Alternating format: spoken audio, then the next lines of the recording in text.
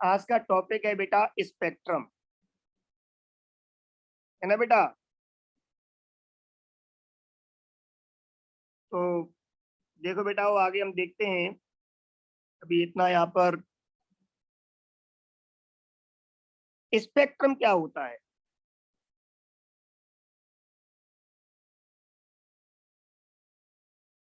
बेटा जो मैं लिख रहा हूँ वो आपको दिख रहा है सबको स्क्रीन पर?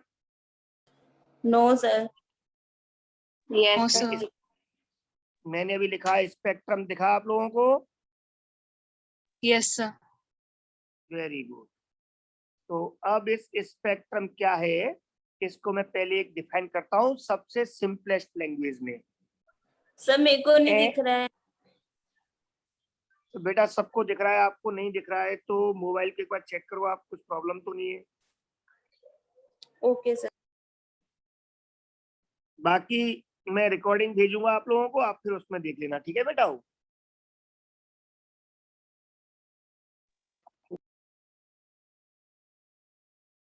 An image,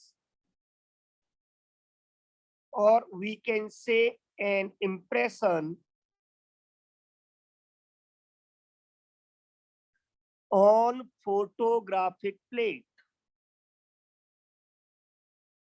और आपको अभी मैं बता चुका हूं फोटोग्राफिक प्लेट क्या होती है।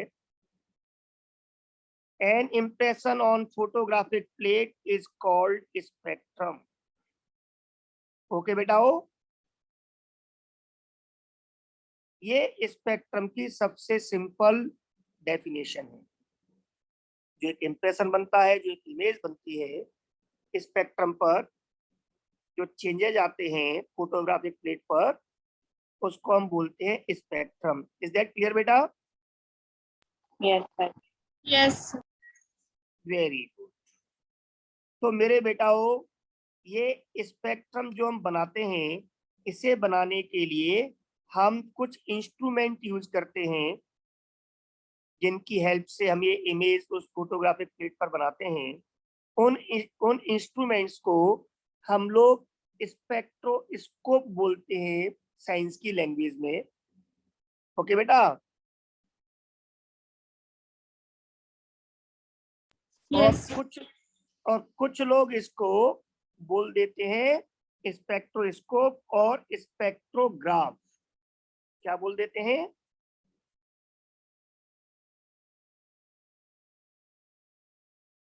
स्पेक्ट्रोस्कोप, और मैं इसको हाईलाइट कर देता हूं जिससे आपको दिखता रहे, स्पेक्ट्रोस्कोप।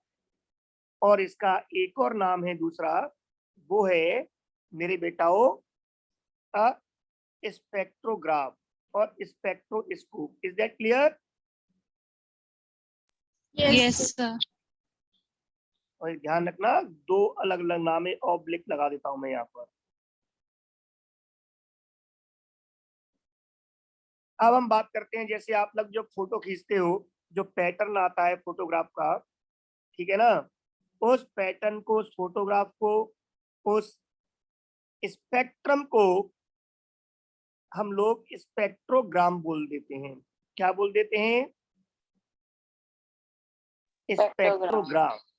स्पेक्ट्रोग्राम या सिंपली लैंग्वेज में स्पेक्ट्रम। स्पेक्ट्रोग्राम या स्पेक्ट्रम एक ही बात है। और साइंस की वो ब्रांच जिसमें हम किसी स्पेक्ट्रम की स्टडी करते हैं, किसी स्पेक्ट्रा की स्टडी करते हैं, हम उसे बोलते हैं बेटा जी, क्या बोलते हैं उसको? स्पेक्ट्रोस्कोपी। Is that clear? तो 3 टर्म पे हाईलाइट किया है, क्लियर हो गया बेटा definition? Yes sir. Very good. अब ये जो स्पेक्ट्रम होता है, जो इमेज होती है, अगर हम इसकी स्टडी करें, इसको क्लासिफाई करें, तो इस स्पेक्ट्रम को हम लोग कई पार्ट में डिवाइड कर सकते हैं। लेकिन आप लोग जानते हो, किसी भी चीज को क्लासिफाई करने के लिए हमें पहले कोई एक करेक्टर सेलेक्ट करना होता है, जिसके बेसिस पर हम क्लासिफाई करते हैं। तो अगर मैं स्पेक्ट्रम का करेक्टर सेलेक्ट करूं यहाँ पर कि स्पेक्ट्रम कैसा है, नेचर वाइज कैसा है, देखने में कैसा है, तो मैं इसे 2 पार्ट में डिवाइड कर सकता हूं on the basis of nature. Number 1 continuous spectrum, number 2 discrete. अब आप कहोगे सर इसका मतलब क्या है, आगे हम इसको और अच्छे से एक्सप्लेन करेंगे, पर अभी यहाँ भी थोड़ा सा आप समझ लो। बेटा कॉन्टिन्यूस स्पेक्ट्रम का मतलब होता है कि जो इमेजेस बन रही हैं जिनमें चाहे वो एक लाइट हो या बहुत सारे कलर्स हो उसके अंदर, उनके बीच में कोई गैप नहीं आए। फॉर एग्जाम्पल ये फोटोग्राफिक प्लेट है, इस फोटोग्राफिक प्लेट पर आप ध्यान देना बेटा हो, ओके। इस फोटोग्राफिक प्लेट पर ये यहाँ पर ऐसे एक इमेज बन गई, वो एक कलर हो गया ग्रीन। इसके बाद में फिर तुरंत इसके बाद में आपका आ गया वो हो गया ब्लू, बीच में कोई डिफरेंस नहीं आया, आपको गैप नजर नहीं आ रहा, ठीक है बेटा हो। फिर इसके बाद में आपका हो गया येलो। इस तरह से आपको उसमें नजर आएगा कि बीच में कहीं ये लगातार कलर चेंज हो रहे हैं, बीच में कोई कलर मिसिंग नहीं है या बीच में कोई गैप नहीं आ रहा। ओके बेटा हो, चाहे वो एक Yes. जैसे कलर हो, हाँ एक जैसे कलर हो या कलर भले ही चेंज हो रहे हो, पर उनके बीच में कोई भी लाइट गायब नहीं हो, विजिबल रेडिएशन लगातार आपका आ रहा हो, तो इसको बोलते हैं कॉन्टिन्यूअस। और दूसरा जो है डिस्क्रीट, डिस्क्रीट को हम लोग डिसकंटिन्यूअस भी बोल सकते हैं। लैंग्वेज में हम डिस्क्रीट को एक नाम और दे सकते हैं, और डिसकंटिन्यूअस जो कॉन्टिन्यूअस नहीं है। ओके बेटा हो, अब इसका मतलब क्या है इसको भी समझ लो। ये मान लो कि ये आपके सामने एक फोटोग्राफिक प्लेट है, और इस फोटोग्राफिक प्लेट पर अब मैं वापस से बना रहा हूं दो इमेजेस। ध्यान देना आप लोग बस, ये इमेजेस मैंने यहाँ पे बनाई, मैं वापस हाइलाइटर से इसको हाईलाइट करता हूं किस तरह से इमेज बनेगी। कि ये यहाँ पर पहले ग्रीन मैंने बनाया, ये ग्रीन बन गया। इसके बाद में फिर मैंने बनाया ब्लू, ये ब्लू बन गया। बट ब्लू और ग्रीन के बीच में आप गैप देख रहे हो बेटा, ब्लैक पार्ट है बीच में कुछ। Yes.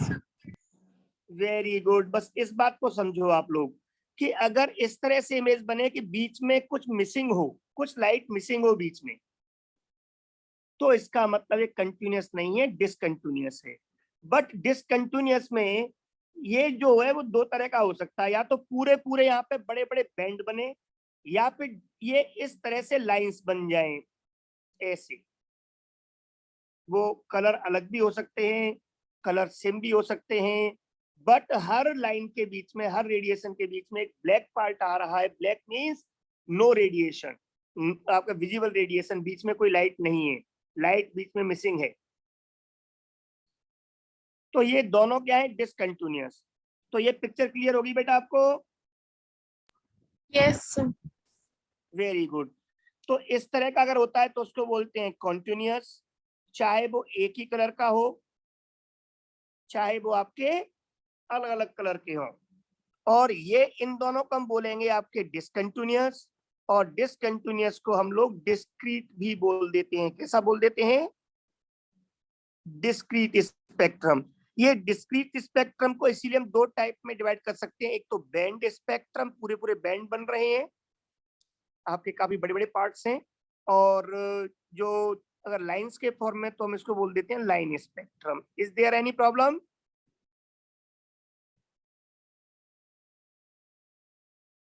बोलो बेटा हो। No, sir. Very good.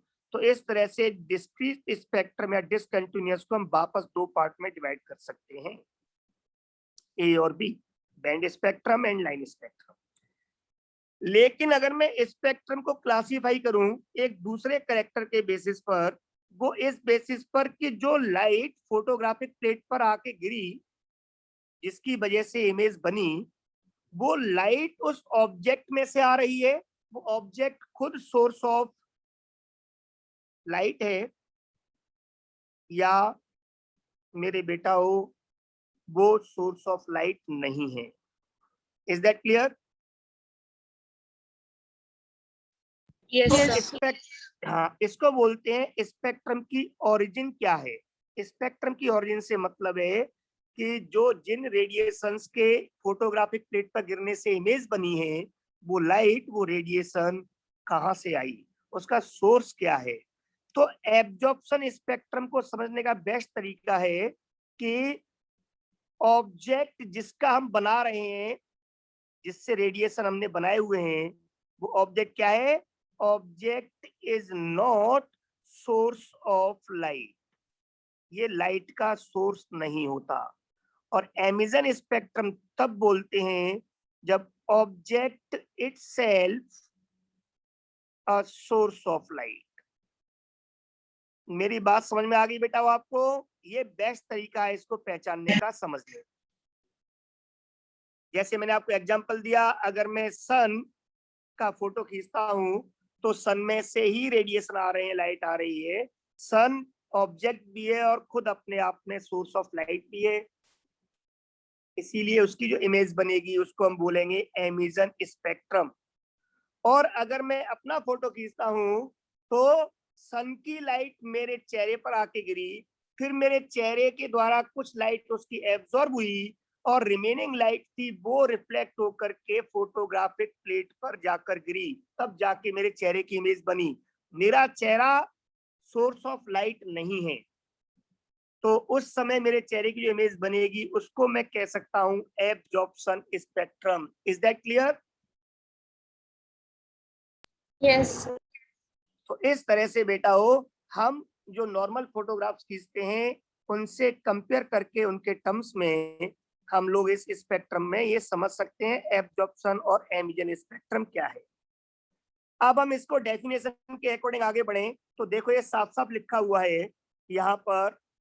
Emission spectrum क्या है, जब रेडिएशन जो एमिट हो रहे हैं फ्रॉम सम सोर्स, किसी सोर्स से, जैसे सन से, या मैं मान लो किसी गैस में एक लो प्रेशर पर मैं electric discharge, electric current pass करूं। डिस्चार्ज मींस दो अलग अलग एनोड कैथोड के बीच गैस भरी हुई है, उसमें करंट पास करने की कोशिश करूं तो उस समय उस करंट की वजह से, उस इलेक्ट्रिकल एनर्जी की वजह से, और जो वो गैस के मॉलिक्यूल्स या आइटम्स उसके अंदर भरे हुए हैं उनमें से लाइट निकलना शुरू हो जाएगी, वो खुद सोर्स ऑफ लाइट का काम करें, है ना बेटा। अभी एक एग्जांपल हम लेंगे इसके आगे हाइड्रोजन गैस के लिए।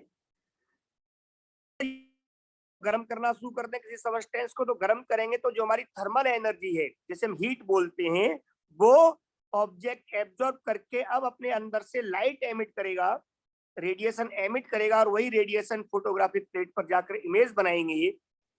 तो वहां भी जो ऑब्जेक्ट से लाइट निकलेगी रेडिएशन, तो उसको भी हम क्या बोलेंगे, एमिशन स्पेक्ट्रम। और जब इस रेडिएशन जो निकल रहे हैं उनको हम डायरेक्टली पास करते हैं बेटा हो, ठीक है ना, किसी प्रिज्म से होते हुए, तो प्रिज्म क्या करता है, प्रिज्म उन रेडिएशंस को अलग अलग वेवलेंथ के अकॉर्डिंग डिवाइड कर देता है, जिससे कि हमें एक फाइन, एक अच्छा स्पेक्ट्रम मिल जाए।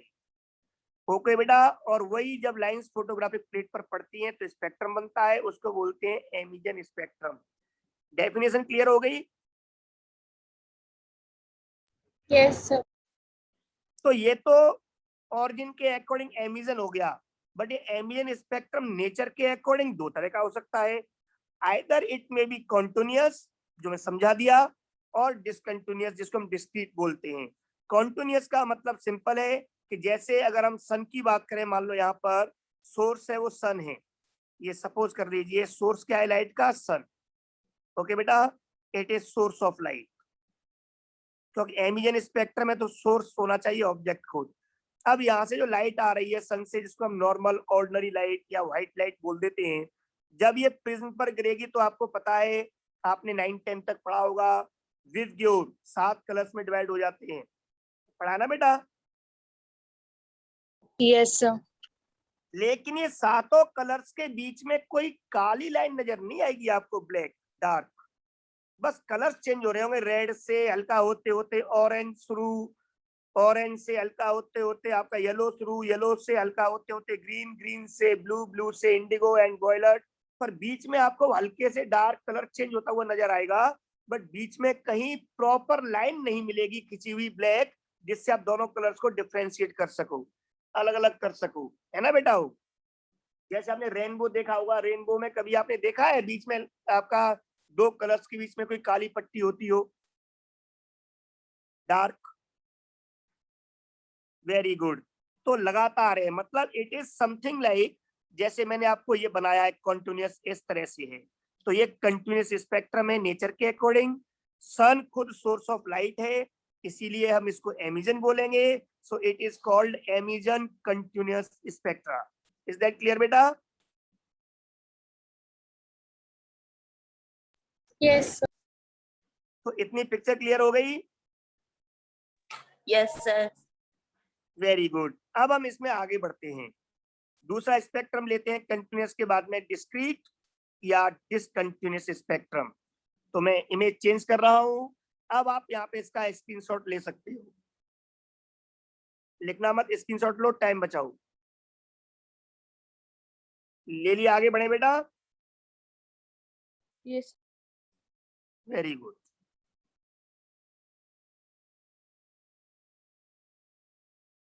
Now we are going to discuss. बोलो बेटा, इमेज दिखी आपको? Yes, sir. तो अब देखिए यहाँ पे ध्यान से कि यहाँ पर जो हमने लिया है नंबर 2 डिस्क्रीट, जिसको मैंने कहा हम एक और नाम दे सकते हैं डिसकंटिन्यूअस। ये जो डिसकंटिन्यूअस स्पेक्ट्रा है, मैंने कहा दो तरह का होता है, either it may be a band.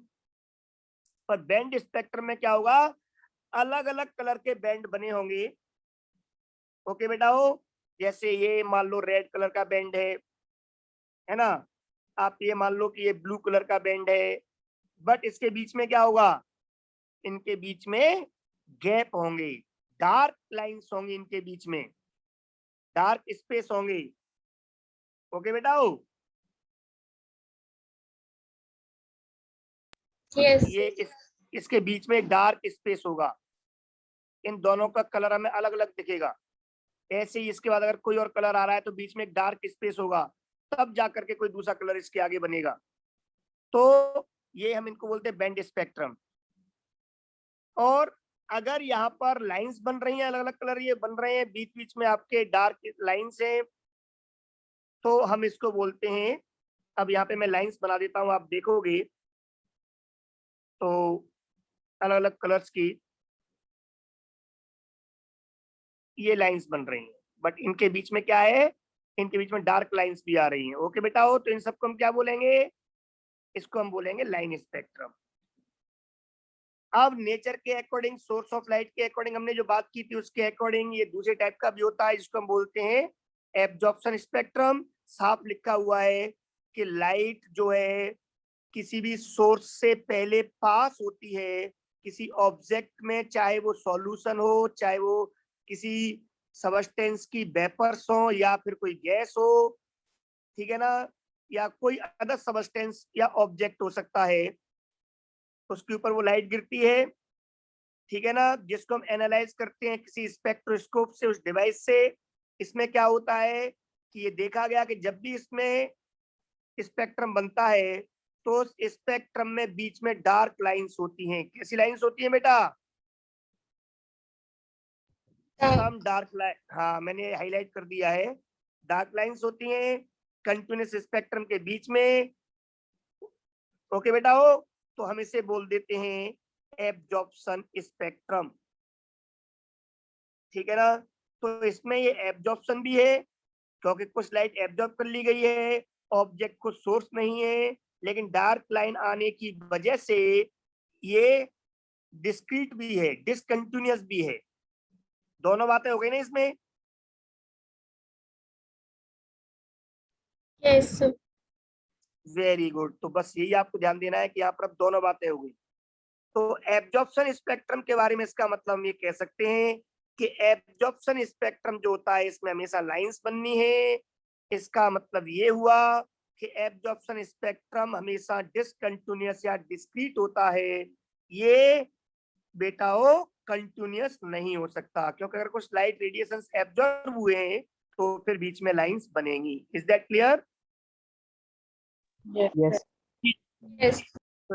तो यहाँ पर आप एक चीज अलग से याद रख सकते हो कि जो स्पेक्ट्रम था एमिजन स्पेक्ट्रम, वो दो तरह का हो सकता है, कंटिन्यूअस और डिसकंटिन्यूअस। लेकिन एब्जॉर्प्शन स्पेक्ट्रम है वो क्या होता है, ऑलवेज डिस्क्रीट और डिसकंटिन्यूअस, ये कंटिन्यूअस नहीं होता। इज दैट क्लियर बेटा? Yes. लेकिन जो लाइट गिरी, जैसे अब देखो यहाँ पर ये सन है, सन जो सोर्स ऑफ लाइट था, इससे लाइट आई और लाइट को ये NaCl सॉल्यूशन के ऊपर हमने डाला, तो इस NaCl सॉल्यूशन में सबस्टेंस ने कुछ लाइट सन की एब्जॉर्ब कर ली, बाकी बची हुई लाइन जब प्रिज्म पे गिरती है तो यहाँ से ये अलग अलग आपके फोटोग्राफिक प्लेट पर इमेज बनती है, जिसको मैंने बड़ा करके दिखाया है यहाँ पर इस तरह से। तो इनके बीच में लाइंस बनेंगी, इनके बीच में क्या बनेंगी बेटा, ये डार्क लाइंस, मतलब इनके बीच में हमें कलर्स के बीच में प्रॉपर गैप दिखाई देंगे हमें। तो ये कैसा होगा, ये डिसकंटिन्यूअस होगा। लिखा भी मैंने dark lines in yellow region, हमें येलो रीजन में कुछ डार्क लाइंस दिख रही है बेटा यहाँ पर। Yes. तो इसका मतलब ये वाला पार्ट क्या हो गया, ये डिसकंटिन्यूअस हो गया। और कलर तो सेम है पर वो कहीं भी आ जाए डिसकंटिन्यूअस। तो आप ये बात ध्यान रख सकते हो कि एब्जॉर्प्शन स्पेक्ट्रम, आप अलग से इसको याद रख सकते हो, एब्जॉर्प्शन स्पेक्ट्रम इज डिस्क्रीट, ये डिस्क्रीट होता है। लेकिन एमिजन स्पेक्ट्रम जो होता है वो दो तरह का होता है। ओके बेटा, हो Yes. एक Yes, कॉन्टिन्यूअस sir. और एक डिस्क्रीट। जब हम ये बना रहे होते हैं स्पेक्ट्रम किसी एटम के लिए, तो हम उनको एटॉमिक स्पेक्ट्रम बोल देते हैं, चाहे वो एब्जॉर्प्शन हो चाहे एमिजन हो। एब्जॉर्प्शन का मतलब है कि उस पर हमने लाइट डाली एटम्स पर, कुछ लाइट उसने एब्जॉर्ब की, कुछ हमें वापस मिल गई, जो मिली उससे स्पेक्ट्रम बना, तो वो एब्जॉर्प्शन, उसके बीच में लाइंस बनेंगी। और एमिजन स्पेक्ट्रम मींस एटम में से खुद से ही रेडिएशन निकल रहे हैं, तो हम उसे बोलेंगे एमिजन स्पेक्ट्रम। पर जब किसी एटम के बनाए जाते हैं तो हम इसको बोलते हैं बेटा हो एटॉमिक स्पेक्ट्रम। और एटॉमिक स्पेक्ट्रम के अकॉर्डिंग अगर हम एनसीईआरटी के अकॉर्डिंग बात करें बेटा हो, तो आपके मैं आपको एनसीईआरटी की पिक्चर दिखा रहा हूं, ध्यान से देखना। ओके बेटा हो, इसका Yes. स्क्रीनशॉट ले लो। हाँ, ये हाइड्रोजन स्पेक्ट्रम में जैसे और हाइड्रोजन का एमिजन स्पेक्ट्रम है। पहले हम हाइड्रोजन गैस को एक बल्ब में भर के हम इलेक्ट्रिक स्पार्क, ये दो तरफ से प्लस माइनस एनोड कैथोड लगा के करंट पास करते हैं, तो हाइड्रोजन एनर्जी इलेक्ट्रिकल से एक्साइट हो जाता है, और जब वो एनर्जी को रिलीज करता है तो वो सोर्स ऑफ रेडिएशन काम कर रहा है। और जब उससे लाइट निकल के रेडिएशन बाहर आते हैं तो प्रिज्म से वो अलग अलग डिवाइड होकर के प्लेट पर हमें इस तरह से लाइंस मिलती हैं। तो हाइड्रोजन का जो एमिजन स्पेक्ट्रम होता है वो डिसकंटिन्यूअस होता है, लाइन के फॉर्म में होता है, इसलिए लाइन स्पेक्ट्रम भी कह सकते हैं। ओके बेटा हो, Yes, sir. अब आप एक बार इमेज देख लीजिए आपके एनसीईआरटी में, तो आपको एक चीज क्लियर हो जाएगी। अगर मैं बेटा हो एनसीईआरटी के अकॉर्डिंग बात करता हूं तो आप देखोगे, एक मिनट में दूसरी इमेज लेता हूं। अगर आप एनसीईआरटी के अकॉर्डिंग देखो बेटा हो, तो यहाँ आपको कुछ लाइंस में हाईलाइट कर रहा हूं, ध्यान से देखना। हर एटम की जो स्पेक्ट्रम बनता है वो अलग अलग होता है, उसके लिए हमेशा सेम रहता है, दूसरे एटम से मैच नहीं करता। मतलब it is just like DNA fingerprinting, जैसे किसी एक लिविंग बीइंग की दूसरे से नहीं मिलता डीएनए का पैटर्न, ऐसे यहाँ पर भी ये पैटर्न नहीं मिलता है। इस करेक्टर को यूज करते हुए सबसे पहले बेटा वो जर्मन साइंटिस्ट थे दो, जिनमें मेन थे रॉबर्ट बंसन। इन्होंने अलग अलग एलिमेंट के स्पेक्ट्रम इन्वेस्टिगेट किए, उन एलिमेंट के कंपाउंड्स के स्पेक्ट्रम इन्वेस्टिगेट किए। तो उन्होंने कई एलिमेंट्स जैसे rubidium, caesium, thallium, indium, gallium और स्कैंडियम को डिस्कवर किया। तो इस तरह से ये कई एलिमेंट्स के डिस्कवरी में हेल्प भी अपना हमारी हुई। इसके अलावा एक और है आपके एनसीईआरटी की लाइन है कि हीलियम इज ऑल्सो डिस्कवर्ड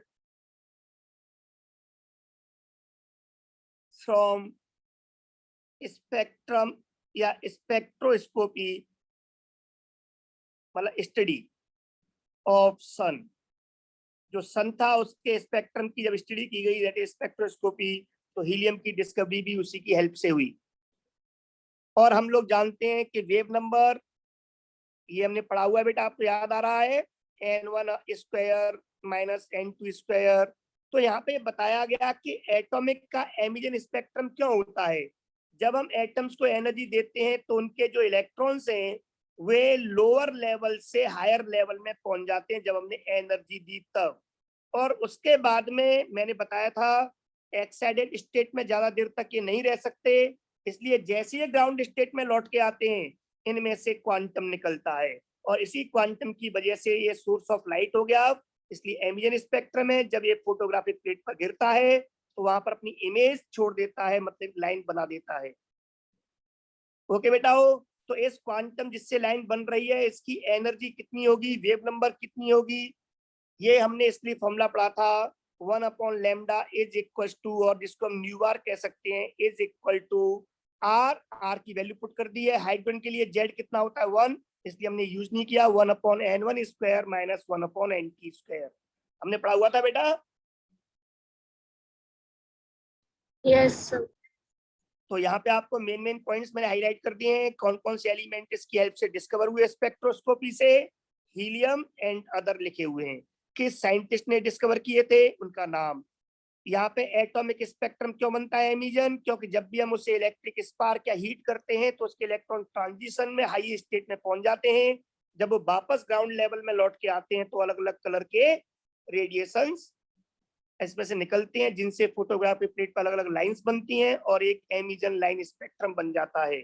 अगर एटम से इस तरह से एमिट हो रहा है रेडिएशन तो उसको हम एटॉमिक एमिजन स्पेक्ट्रम बोलेंगे, और अगर बाहर किसी सोर्स से लाइट गिरने के बाद बना है तो एटॉमिक एब्जॉर्प्शन स्पेक्ट्रम बोलेंगे। इन्हें आप एक बार रीड कर लोगे। Is that clear? Yes, sir.